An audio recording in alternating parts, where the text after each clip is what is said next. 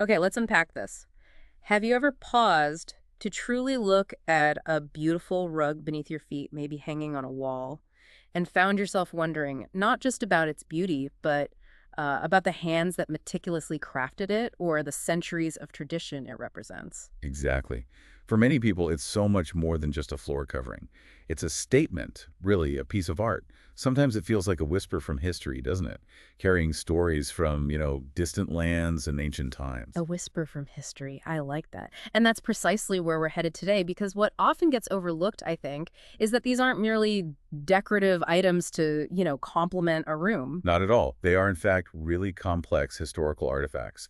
They're profound expressions of artistry and truly testaments to incredible human skill and patience, the patience involved, and perseverance across generations. Yeah, the patience must be immense. There's an unexpected depth to the world of hand-knotted carpets, a really rich tapestry of culture and craft that we're going to embark on a deep dive into today. Unexpected depth, indeed. And for those of you wondering how we're uncovering these hidden layers, well, we've drawn our insights from two truly exceptional sources for this deep dive. First up, we have Babak's Oriental Carpets, Victoria's Finest Selection, which gives us this sort of tangible, immediate connection to the contemporary market and the craft's local presence. Right, grounding it in the present day. Exactly. And then we'll weave through the rich historical and biographical tapestry presented in Titans of Persian carpet craftsmanship, which lets us delve into the lives of the real masters behind these works. Okay, so our mission today is, well, it's pretty ambitious. We aim to extract the most important nuggets of knowledge from these sources, maybe uncover some surprising facts you might never have considered. Yeah, those aha moments. Exactly, those aha moments behind the creation of Persian and Oriental carpets.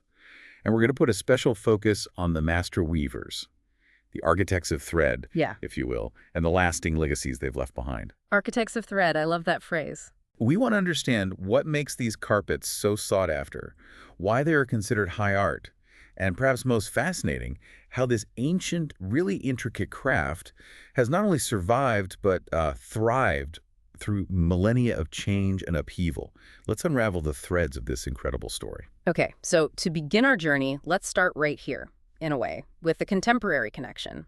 Our source, Babak's Oriental Carpets, located in beautiful Victoria, British Columbia, Canada. They've been a cornerstone of this world since they opened their showroom back in August of 1994. Quite a while. Yeah, they've made a significant commitment to showcasing a large and unique variety of hand-knotted carpets. It's a place where you can actually walk in and quite literally feel this history beneath your fingertips. And that local connection immediately brings us to a crucial distinction, doesn't it? In the world of woven art, Babak's emphasizes that all the carpets they carry are elegantly hand-knotted. That's key. Whether they're crafted by nomadic tribes or in these, master workshops, this manual process is absolutely fundamental. Hand-knotted, okay. Now, while all Persian rugs are, by definition, Oriental rugs, the designation gets much more specific for a true Persian piece. An authentic Persian rug or carpet, to earn that specific label, it has to be exclusively made within the geographical boundaries of Iran, formerly known as Persia, and crucially, it must always be hand-knotted. Always. Always. That very specific origin and that traditional method, those are the defining characteristics that really set it apart. That's a vital clarification. It puts a finer point on the terminology for sure. And it leads to an interesting point about how these rugs are named and identified.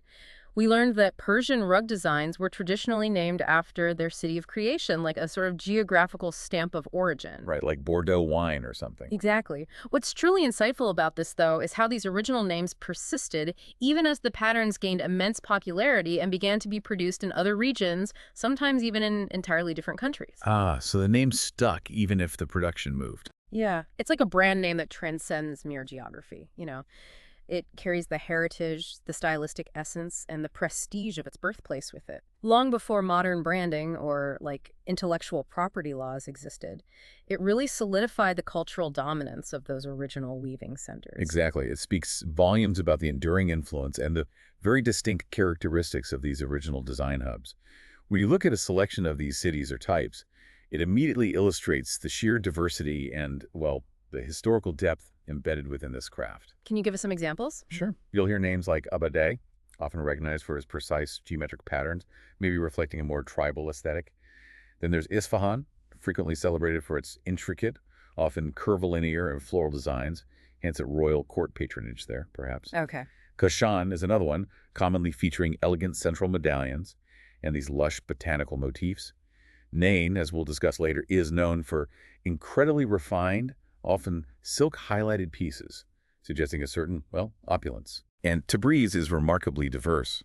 They produce a wide array of styles, from highly pictorial carpets to intricate garden designs.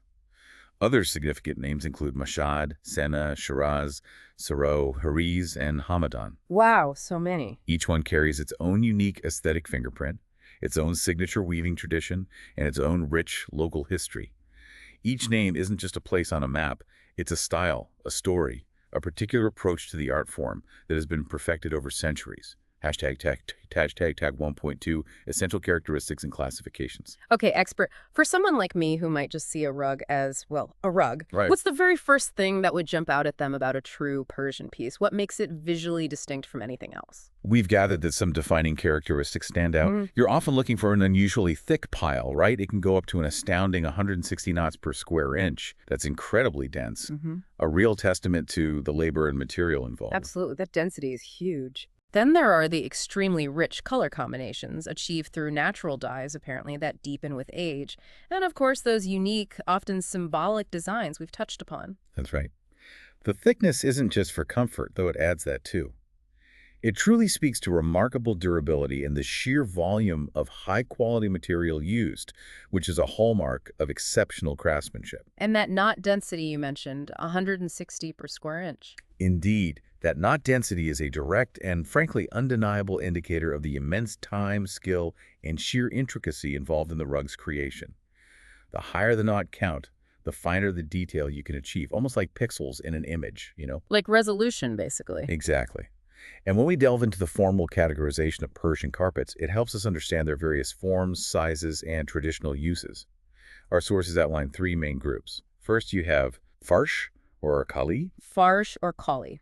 These are the grand statements, the larger pieces, sized anything greater than, say, 6 by 4 feet.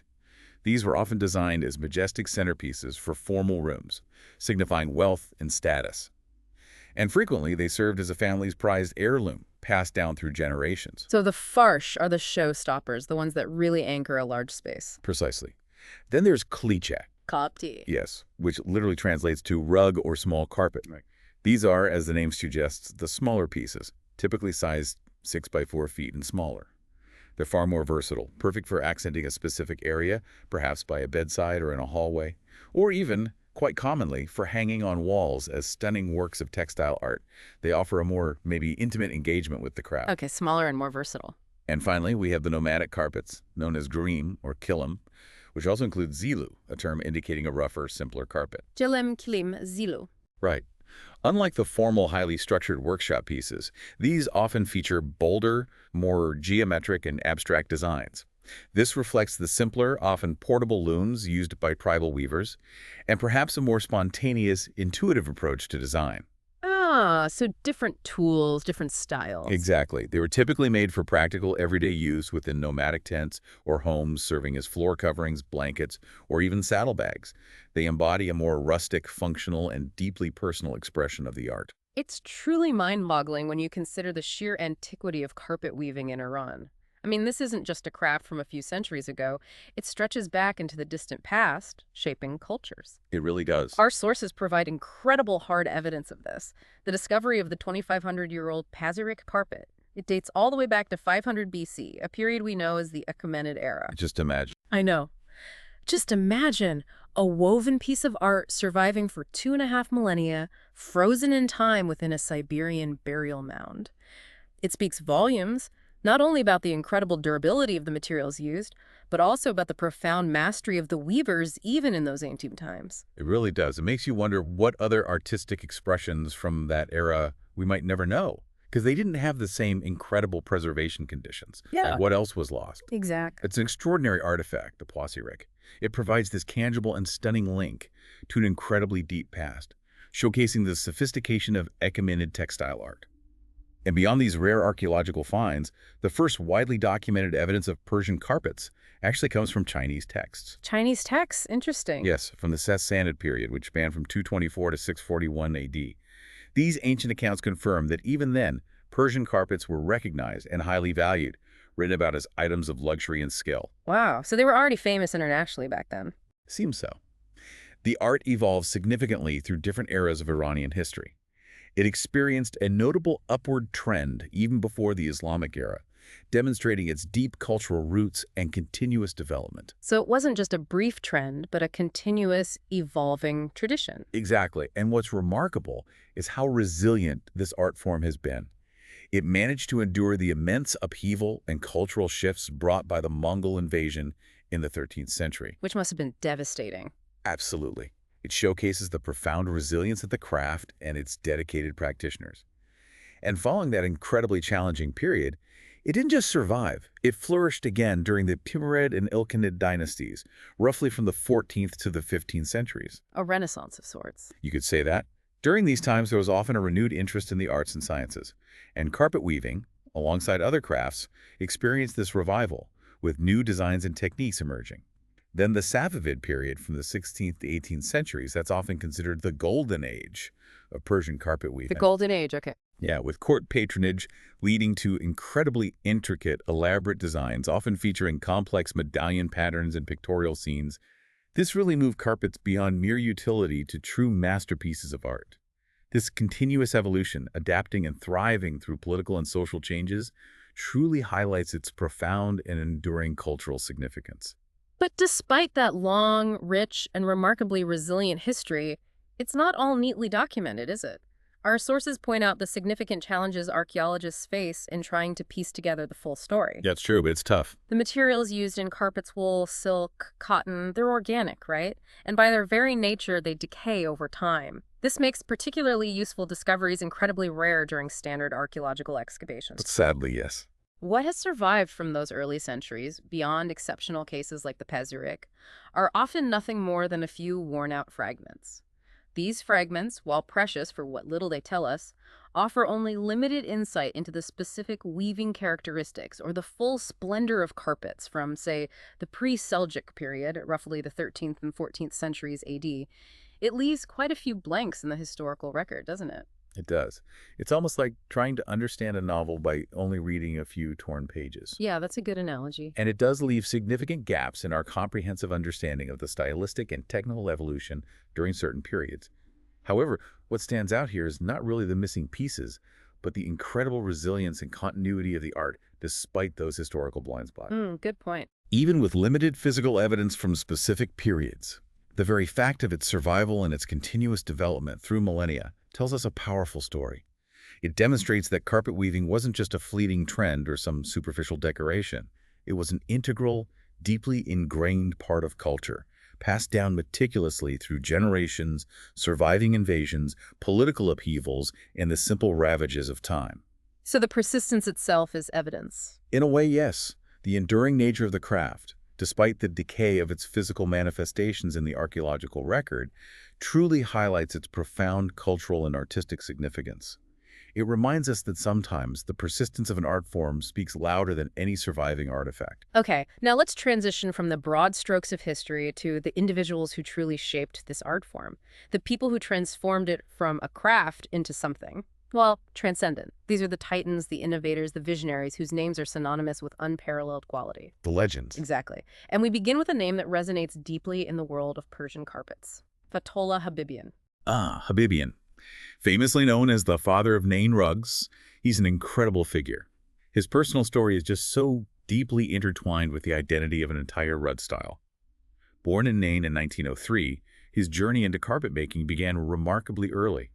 He was apparently already knotting carpets as a schoolboy. As a schoolboy? What? Yeah, learning the initial rhythms of the loom. He later left Nain in his teenage years to apprentice at a workshop, soaking up the knowledge of master weavers. By 1920, still a young man, he returned to Nain and, alongside his brother Mohammed, opened their own workshop. So they started young. Very. And what's truly fascinating here is how Habibian's, well, his unparalleled craftsmanship and visionary artistic perspective almost single-handedly shaped the face of Nain carpets as we know them today. He possessed this innate gift for the craft, it seems. By the time he opened his own shop, he had already mastered the intricate skills necessary to create incredibly fine rugs, often crafted with the luxurious sheen of pure silk. And when you encounter a Habibian Nain carpet, you almost immediately recognize his signature, right? Our sources say they always incorporate this meticulous balance of beautiful colors and incredibly intricate designs. Very distinctive. The typical design, which became his hallmark, features an ornate medallion right in the center, and from that radiate these elaborate floral patterns that seem to just unfurl organically across the entire field of the carpet. Beautiful imagery. And the color palette is almost instantly recognizable, often quite restrained yet rich. It almost invariably includes various shades of ivories, creams, and soft grays, which provide this elegant backdrop. Blues are also very prominent, ranging from very light, almost powdery hues, quite commonplace apparently, lending an airy feel to deeper, richer blues that add depth. Right, that ivory and blue combination is classic Nan. And the pile on these carpets is usually quite short, which, as you mentioned earlier, allows for incredibly crisp, detailed patterns to emerge. It contributes significantly to their refined and precise look. And crucially, silk is frequently, almost strategically, used to highlight specific elements within the designs, catching the light in a way that wool can't. Makes those details shimmer, almost appear to float above the surface. Like little jewels woven in. Exactly. And what's truly remarkable is that they are both exquisitely decorative, designed for aesthetic pleasure, and yet remarkably hard-wearing, a testament to their exceptional construction and the quality of the materials. His legacy, as you noted, extends far beyond the physical rugs themselves. Fethullah Habibian continued making carpets and, just as importantly, dedicated himself to teaching the craft, passing on his meticulous techniques and artistic philosophy well into his 80s. Into his 80s. Amazing. Yeah, ensuring his invaluable knowledge was perpetuated. He eventually passed the business on to his grandson, Mahmoud Reza Habibian, solidifying a family tradition. Master Fethullah Habibian passed away in 1995, but the profound impact of his work is still deeply felt across the industry. So his rugs are collector's items now. Absolutely. Habibian nains made by the master himself have become increasingly harder to find as the years go by, making them exceptionally rare and highly sought after by collectors worldwide. While carpets are still produced under the Habibian name today, a tribute to his enduring standard, the production rate is much slower, meticulously upholding the very good quality for which the name is known. His enduring influence, as noted in our sources, is really a benchmark of noteworthy excellence in design, quality, and craftsmanship throughout the 20th century. He didn't just create rugs, he defined an entire category and set an industry standard. From the father of Nain rugs, let's shift our focus to a family name that is quite literally synonymous with the absolute pinnacle of quality in Isfahan, the Seirafian family. Ah, Seirafian, yes. When you talk about Seirafian carpets, apparently you are talking about the highest quality, often called the best of the best. This reputation stems from their incredible construction, impeccable quality, and undeniably beautiful designs that fuse tradition with unparalleled artistry. The tradition of the Seirafian family dates back to a pivotal moment in 1939. Haj Agha Reza Seirafian, born in 1881, lived until 1974. He made a remarkable career change. He actually left a successful career in banking and investment to enter the carpet business. From banking to carpets, that's quite a leap. It is. This bold move was initially spurred by acquiring 2 unfinished carpets as payment for a debt, believe it or not. He completed those rugs, but his true innovation, the turning point for Isfahan carpet quality, came when he set out to dramatically improve the standard. His audacious step was to triple the knots per square inch. Triple. Boosting typical knot counts from around 270 knots per square inch to an astounding 500 knots per square inch, and often even higher. This wasn't just an incremental improvement, it was a revolutionary leap that transformed the entire industry in Isfahan. Wow, that's a massive leap in quality and density. That must have required immense skill and dedication from every single weaver. How did he even begin to achieve such a dramatic increase in knot count? What kind of changes in the weaving process or the tools themselves would that have demanded from his artisans? Well, it required not just skill, but an absolute commitment to perfection, right from the raw materials to the final stitch. He ensured that the highest quality materials were used almost exclusively. Pure silk for the warp and wefts, those are the foundational threads, providing incredible strength and stability. Silk foundation, okay. And for the pile itself, he insisted on kurk wool, often combined with silk. Now, for those unfamiliar, kurk wool is exceptionally special. It's the finest, softest wool sheared from the chest and shoulders of lambs. Only the best part. Exactly. This exquisite material is precisely what allows weavers to achieve such incredibly high knot counts. It contributes to the carpet's unparalleled density, that luxurious feel, and the ability to render extraordinarily intricate detail. And to leave absolutely no doubt about their authenticity and origin, almost all Seirafian carpets are branded with their distinctive trademark signature, Bafte Iran Esfahan Seirafian, meticulously written in Farsi and hand-knotted directly into the pile of the carpet itself. It's their mark of excellence, unmistakable. This raises an important question, though. When someone introduces such a groundbreaking innovation, especially one that demands higher quality and, I assume, higher costs, there's often pushback, right? Were there any challenges or resistance to Seirafian's revolutionary approach? That's a very perceptive question, and yes, absolutely, there was significant resistance. What's fascinating here is the early challenge he faced. Despite the undeniable superiority of Seirafian rugs, some competitors in the city were, well, quite disgruntled by his methods. Seirafian was actually sued by other carpet makers. They alleged he was paying his employees too high a wage. Sued for paying too much. Seriously. Yeah. Seriously. Their argument was that this created unfair competition, making it harder for them to find skilled weavers when Seirafian was offering better compensation. Fortunately, the courts ruled in favor of the Seirafian family, upholding their right to set their own wage standards. Wow. Good for them. It was a crucial victory. It allowed them to continue their high-quality production methods and, importantly, to continue paying their employees fairly. It not only affirmed their commitment to craftsmanship, but also, perhaps unintentionally, set a new standard for ethical labor practices in the industry at the time. That's a powerful detail in their history and a real testament to their integrity. And it seems that commitment only deepened over the years, becoming this multi-generational legacy. Haj Agha Reza Seirafian's 7 sons all entered the family business, carrying on his visionary approach. 7 sons. Yeah, and this legacy was then passed down yet another generation, carried on by 24 grandsons, which eventually led to an incredible 32 workshops opening under the Seirafian name. It truly became a dynastic enterprise, each branch upholding that original standard of excellence. It's incredible. And among those numerous family members who carry the torch, a few really stand out for their exceptional contributions. Sadegh Seirafian, one of Haj Agha Reza's sons, joined the business shortly after high school and quickly became renowned for his great skill and extraordinary imagination in designs. Like specific designs. Yes, his famous and revered works include evocative pieces like Flower Garden, Phoenix, Love Garden, and the aptly named Seirafian Paradise, each a testament to his artistic prowess. Beautiful names. Then there's Mohammad Seirafian, Sadegh's older brother. He became a highly skilled weaver, beginning at the young age of 19, right around the time his father started the whole venture. His work is consistently of the utmost quality, and is very often cited in authoritative books and publications when referencing benchmark Seirafian carpets. In fact, one of his masterpieces is even featured in the Encyclopedia of Persian Carpets, described as nothing less than a masterpiece among the masterpieces of this century. High praise indeed.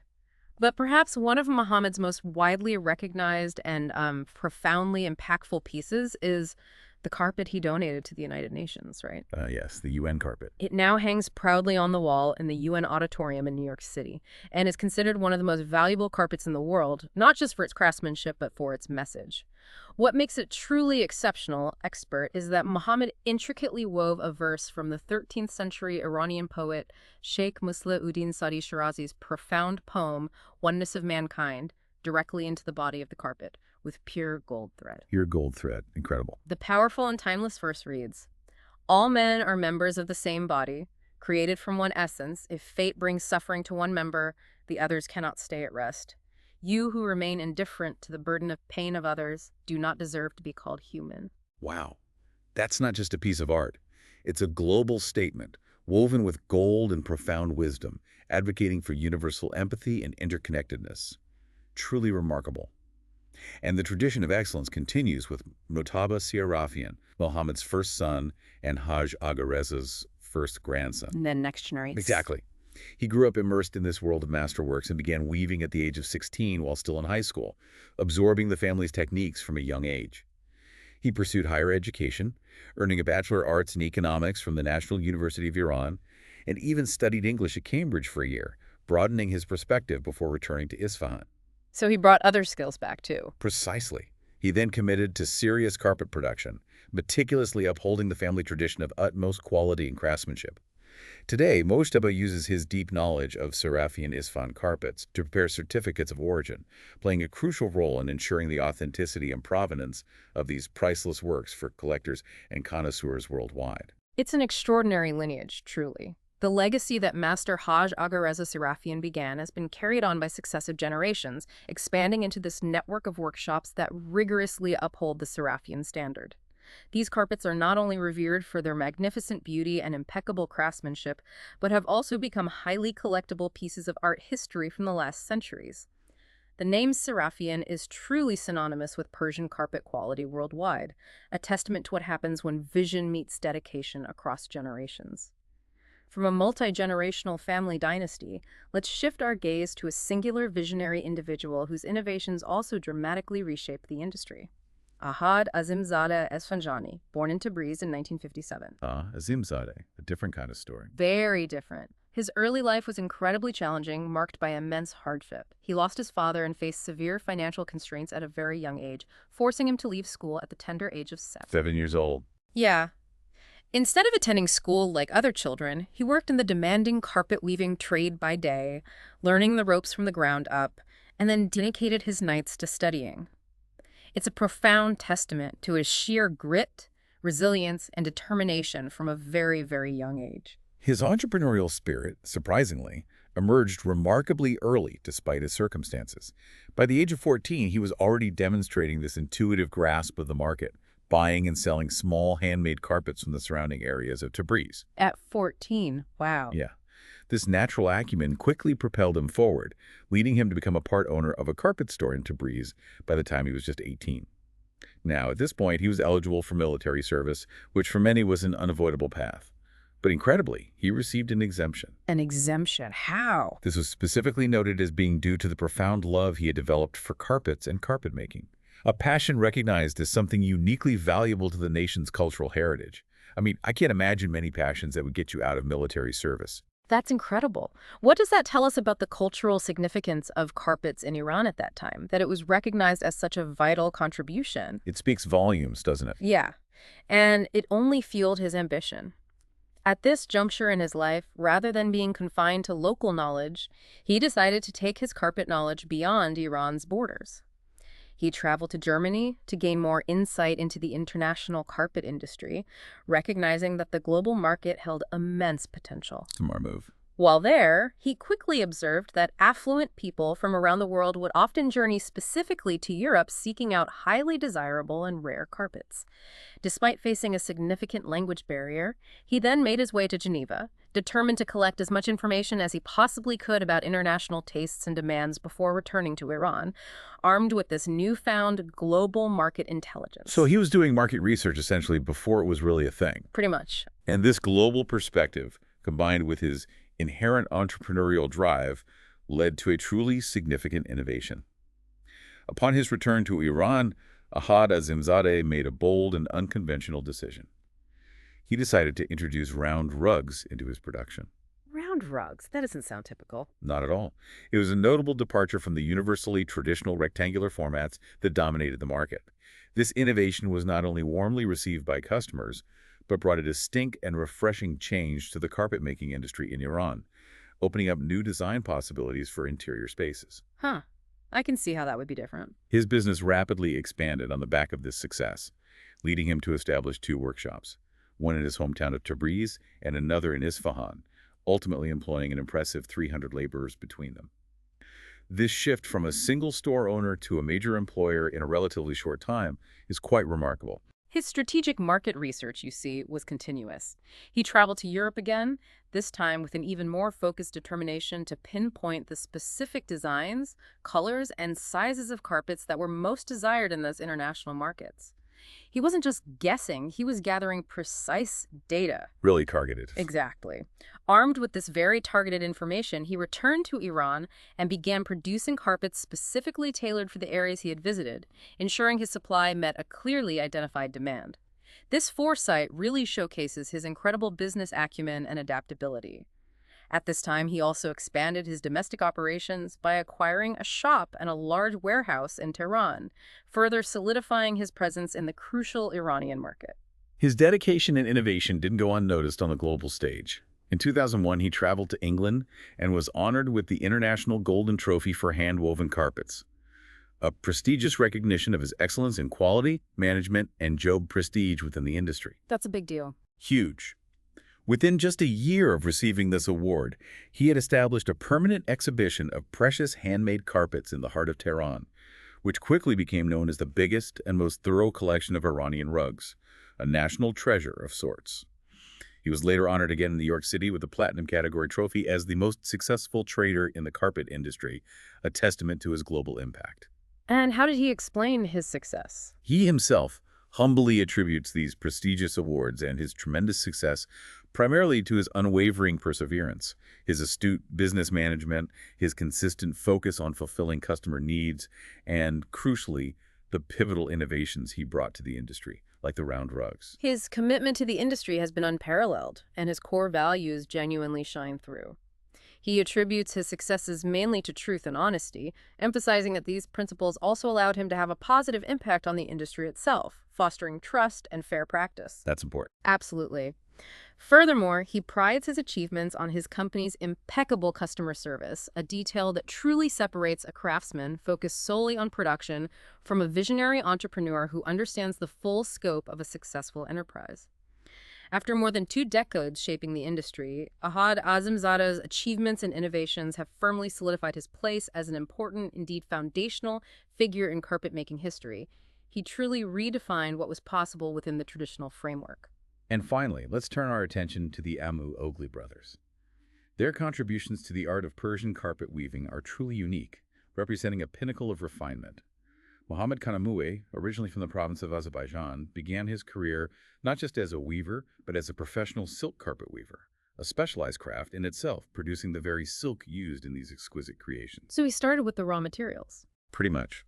He then transitioned into a carpet dealer in Tabriz, broadening his understanding of the market.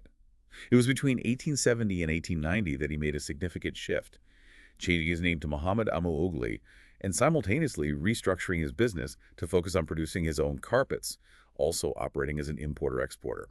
Showed a comprehensive grasp of the industry. And his sons followed him. Yes, his 2 sons, Abdul Muhammad and Ali Khan, clearly inherited their father's profound interest and talent for the art of carpets. Abdul Muhammad, his firstborn son, quickly became a master carpet weaver in his own right, exhibiting exceptional skill. His impact on the world of Persian carpets was truly significant. He took the art of carpet making to an entirely new level, especially in terms of the magnificent, almost ethereal quality of the carpets he produced. Ethereal quality. When they were young, Abdul Muhammad and his younger brother Ali Khan honed their skills in a small workshop called Ardashir in the city of Mashhad, meticulously mastering the trade. After becoming experts in the techniques of fine carpet making, they bravely opened their own workshop, and as their small business grew, due to the demand for their exceptional work, they were able to expand to multiple others. To this day, the carpets they produced are still considered some of the finest Persian carpets ever made and are proudly displayed in prestigious art exhibits around the world. Where were their workshops mainly located? Their workshops were primarily located in the villages surrounding Mashhad, places like Shandiz and Mahmudabad, which became these vibrant centers of their unique production. During Abdul Muhammad Oghli's lifetime, the carpets they made were not only universally considered the finest produced in Iran, but also became some of the most famous and highly sought after internationally. Why so famous? What was their secret? Well, it was due to their incredibly fine quality, but crucially, also because of their distinct patterns and designs that were unlike any other carpets being made at the time. Their main innovation, their signature, was their almost magical ability to make carpets so incredibly fine and thin that, as our source wonderfully puts it, they were like touching fabric. Like touching fabric, carpet. Exactly. This level of delicacy, precision, and craftsmanship was virtually unheard of in carpet weaving. It really set them apart as true innovators. How did they achieve that? That fabric-like fineness must have required incredible artistic talent, right? It did. They collaborated with remarkable artistic talent. They employed 2 designers, Abdul Karim Kermani and Abdul Hamid Sanatnagar, who were also renowned painters in their own right. The majority of Amu Oghli carpets were produced from the exquisite designs created by these two painter designers. Painters designing carpets. Yes, and what's truly fascinating is that these designs were often translated or adapted from two English books that documented antique carpets, some as old as the Safavi dynasty, dating from 1252 to 1334. Wow, so they were looking way back into history for inspiration. Precisely. These designers had access to visual records of incredibly ancient historical carpets, and they meticulously translated and updated those venerable patterns into new, fresh, and exquisitely beautiful designs specifically for the Amu Oghli brothers. Because of their extraordinary fineness, the purity of their natural dyes, and those gorgeous, unique, historically inspired designs, their carpets were genuinely unlike any others made before or since. Here's where it gets really interesting, though, and frankly quite poignant. It offers a profound insight into the lives of these master artisans. Despite his very genuine and kind nature and the truly major impact he had on the entire field of Persian carpet making, Abdul Muhammad Amu Oghli was never a wealthy man. Never wealthy. But his carpets were in the Shah's palace. Exactly. It's a striking contradiction, isn't it? That a person who set such a high bar for an entire industry, whose creations were literally fixtures in the palace of the Shah of Iran and are now revered in museums globally, didn't accumulate great personal wealth. What does that tell us? Not just about him, but about the very nature of this kind of artisanal mastery, where the pursuit of perfection and artistic legacy often eclipses personal financial gain. Is this a common thread among many of these titans of craft throughout history, where dedication to the art itself is the ultimate reward? It really makes you think. It does. The Amu Oghli's place in the history of Persian carpet making is undeniably profound and enduring, and the carpets they produced remain universally considered masterworks. After the master Abdul Muhammad Amu Oghli passed away, his younger brother, Ali Khan, continued with the business, ensuring their extraordinary legacy lived on. So we've journeyed through ancient history, celebrated remarkable innovations, and been introduced to these incredible master weavers whose names echo through the centuries. But how does all this rich history, this meticulous craftsmanship, and this profound artistry translate to today for you, the listener? If you're interested in acquiring or perhaps caring for one of these magnificent creations. That's an excellent and very practical question. It brings us right back to the contemporary market and how these timeless pieces are valued and managed today. Referencing a place like Babak's Oriental carpets, for example, we see that the enduring value of these pieces is not just in their beauty, but is actively supported by a suite of comprehensive services designed to preserve and enhance their worth. Like what kind of services? Well, they offer worldwide shipping, ensuring these treasures can reach homes anywhere on the globe. They provide professional carpet repair and cleaning, which is absolutely crucial for preserving their intricate details, vibrant colors, and structural integrity over decades, even centuries. Essential for preservation. Absolutely. Yeah. Appraisal services help current owners understand the true market worth of their pieces, which is essential for insurance, or maybe if they're considering selling. And they even offer a trade-in and purchasing counter, making it easier for collectors to manage their portfolios, perhaps upgrade, or for new buyers to find their perfect piece with confidence. These services are really vital for maintaining the carpets as genuine heirlooms. And beyond just the core services, they seem to really prioritize customer-focused conveniences to make the process accessible and transparent. Our sources mention that detailed information sheets are available on all carpets, providing crucial specifics for buyers, from knot count to materials, origin, approximate age, all that stuff. Transparency is key for big purchases like this. Definitely. For those within Canada, they offer domestic free shipping for purchases above $500, which is a significant value for such substantial items. There's even a free delivery service, though it's always wise, to inquire about any specific restrictions based on location. Good tip. And what's particularly appealing, especially for such a significant artistic investment, is the offer of no obligation trials. This allows you to literally experience a carpet in your own space, see how the colors react to your lighting, how it feels underfoot, and whether it truly connects with you, all before making a commitment. That takes the pressure off. It really does. It genuinely takes the guesswork out of such a personal and significant purchase. And underlying all these practical services is the irreplaceable value of human expertise and deep knowledge. Babak's prides itself on its knowledgeable and professional staff, who are not merely salespeople, but true connoisseurs. Dr. Husheng Rizwani, for instance, brings an incredible 35 years of successful reputation in the carpet business, all the way from Graz, Austria. 35 years? Yeah. He's not just a vendor, he's like a living archive, delighted to offer his vast knowledge and an exclusive selection of hand-picked pieces. His son, Babak Rizwani, who is the store owner, has literally been immersed in the carpet business his entire life, growing up surrounded by these works of art. Learned it from the ground up. Exactly. He has naturally developed a vast knowledge of carpets from around the world, and specializes particularly in Persian carpets. He is always pleased to share his expertise on their historical significance, the intricate hand-knotting techniques, their potential as investment pieces, and overall quality. This level of informed, passionate guidance is absolutely essential for anyone looking to truly understand and invest in this market. It's like having a curator guiding you through a gallery rather than just a salesperson. Beyond the individual services and the expertise available, there's a fascinating modern market dynamic at play that has, in recent decades, created a truly unique opportunity for enthusiasts and collectors alike. Our sources mention a significant market event, the lifting of the embargo against Iran back in 2003. Ah, yes, that was a big moment. This decision didn't just open a door, it apparently unleashed an enormous influx of what are known as semi-antique rugs into the global marketplace. These weren't worn-out, previously owned pieces, quite the opposite. Many had apparently never even been used, just sitting, literally piled thousands high, in warehouses within Iran for decades. Just waiting. Waiting for the global market to open. Incredible. That event truly created an unprecedented and unique opportunity for you, the listener, and for collectors worldwide, to acquire pieces that were previously inaccessible, hidden behind political barriers for so long. It was like discovering a forgotten treasure trove of historical and artistic works that had been hidden from the global market for decades. So what was the impact of all these rugs hitting the market? Well, this sudden influx of high-quality, often untouched, semi-antique pieces had a multifaceted impact. Right. Firstly, it allowed a much wider audience to access these historical pieces, sort of democratizing ownership to a degree. Secondly, it initially softened prices for some categories, creating a bit of a buyer's market for discerning collectors for a while. But perhaps most significantly, it further solidified the status of these carpets as highly collectible pieces of art history, making them more available and appreciated globally than ever before. It reignited interest and allowed for a deeper understanding of the range and depth of Iranian carpet production from various eras. This event truly connected the rich history we discussed with today's thriving market, ensuring the legacy of these masters continues to be felt and admired globally. #outro. Wow. What an incredible deep dive this has been.